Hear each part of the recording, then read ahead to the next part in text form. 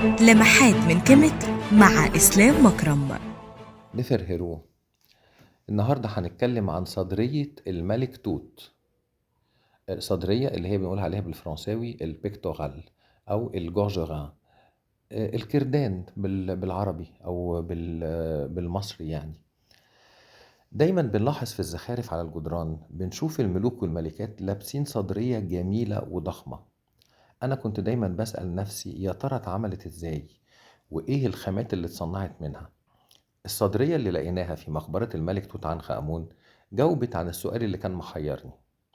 شايفين في الصورة صفوف متتالية من أوراق الزيتون وزهور الذرة والباذنجان والتوت، ومطعمة بخرزات من الفايونس الأزرق متخيطة على دعامة من ورق البردي.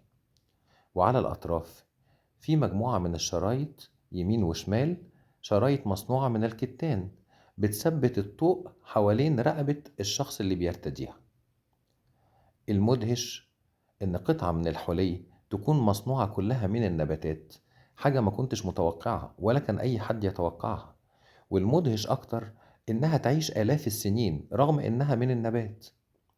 غالبا تم استخدام الصدريات دي أثناء جنازة الملك توت عنخ آمون، وبعد انتهاء طقوس الدفن لفوها في قماشة حمراء ووضعوها في المقبرة.